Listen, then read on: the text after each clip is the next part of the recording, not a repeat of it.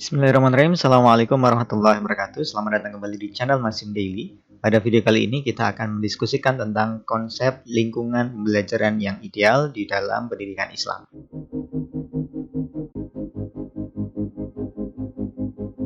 Ya, jadi di dalam pendidikan Islam tentu kita membutuhkan adanya lingkungan yang kondusif kan gitu. Maka lingkungan ini harus kita maknai secara literal dan konseptual tentunya untuk memasuki kajian yang lebih dalam.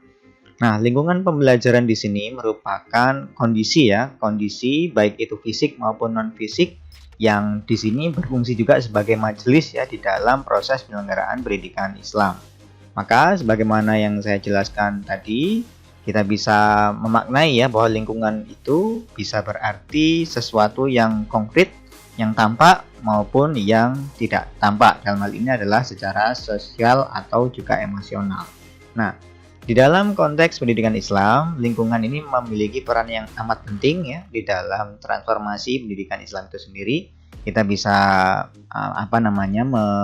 membahas semuanya itu dari berbagai perspektif tentunya. Dan lingkungan pembelajaran di sini kalau kita cermati ya secara literal, maka lingkungan fisik tentunya yang menjadi acuan ya. Nah, di dalam penyelenggaraan pendidikan, terkhusus pendidikan Islam, kita membutuhkan adanya lingkungan yang kondusif. Dalam hal ini lingkungan fisik kita bisa sebut ya, misalkan kelas ya. Kelas. Nah, di sini adalah salah satu contoh lingkungan fisik yang harus kita siapkan di dalam proses pendidikan Islam. Nah, kalau kita tarik ke belakang, maka kita bisa menemukan beberapa referensi terkait dengan penjelasan lingkungan pembelajaran di dalam pendidikan Islam. Ya, baik itu di dalam Al-Quran misalkan, kita bisa cermati ada beberapa ayat Al-Quran yang menyinggung tentang itu ya. Di dalam lingkungan fisik kita bisa sebut selain juga sekolah atau madrasah, di sini juga ada peran serta dari lingkungan keluarga. Ya, keluarga itu adalah sekolah atau madrasah yang pertama ya. Dalam Al-Quran ataupun dalam hadis seringkali disinggung bahwa ibu adalah madrasah awal untuk anak-anak. Maka di sini kita bisa pastikan ya bahwa keluarga ini adalah lingkungan pendidikan yang pertama kali harus kita persiapkan. Ya, dimulai dari keluarga inti, kemudian keluarga besar, itulah yang kemudian bisa menopang keberhasilan pendidikan Islam. Nah, kemudian juga selain keluarga, ini juga ada peran penting dari masyarakat ya. Bagaimanapun lingkungan keluarga itu nanti akan sambung menyambung dan saling terkait dengan keluarga yang lain kan seperti itu, sehingga membentuk suatu komunitas atau yang kita kenal dengan istilah masyarakat. Nah, disinilah juga kita bisa menggarisbawahi ya betapa pentingnya peran dari masyarakat di dalam mensukseskan pendidikan dan khususnya adalah pendidikan Islam ini. Nah, kalau kita lihat dari segi bentuknya, maka ada pendidikan formal, non formal dan informal kan seperti itu ya.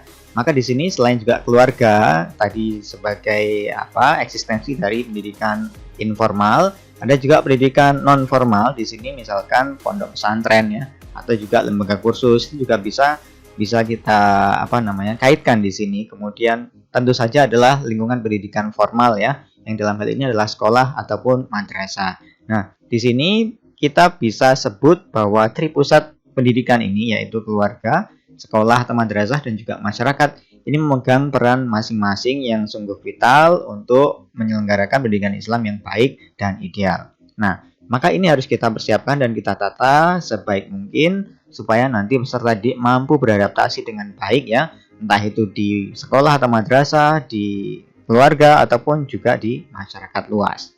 Nah, kemudian kalau dari sisi kebijakan ya, tentunya kita tidak boleh lepas dari Undang-Undang Sistem Pendidikan Nasional ya, nomor 20 tahun 2003 itu. Kemudian kita juga bisa mengacu kepada peraturan pemerintah ya, nomor 19 tahun 2005 ini tentang standar nasional pendidikan. Di sana sudah disinggung terkait dengan lingkungan pendidikan itu seperti apa. Ya, jadi nanti pastikan teman-teman juga membaca aturan-aturan yang terkait dengan lingkungan pembelajaran di dalam penyelenggaraan pendidikan. Ya, ini menjadi penting ya karena bagaimanapun lingkungan itu adalah majelis ya diberlakukannya atau diselenggarakannya pendidikan, termasuk di dalamnya adalah pendidikan Islam. Jadi di sini termasuk kita sudah menyinggung ya bagaimana urgensi dari lingkungan pembelajaran di dalam sebuah pendidikan itu. Nah, kemudian kita juga perlu mencermati ya bahwasanya selain juga lembaga pendidikan formal tadi juga sudah saya singgung, ada lembaga pendidikan non formal dan juga informal. Semuanya harus berjalan sinergis ya, saling support untuk mencapai pembelajaran yang optimal di dalam pendidikan Islam itu sendiri. Bagaimana caranya? Tentu ini perlu ada kerjasama yang baik itu dari sekolah atau madrasah, kemudian juga support dan pengawasan dari orang tua, dan juga masyarakatnya harus segera dilibatkan. Ya, pelibatan itu bisa dalam bentuk komite ataupun juga beberapa majelis ya yang bisa kita manfaatkan untuk mencoba untuk mensinergikan dari beberapa elemen lingkungan pendidikan atau lingkungan pembelajaran yang sudah saya sebutkan tadi.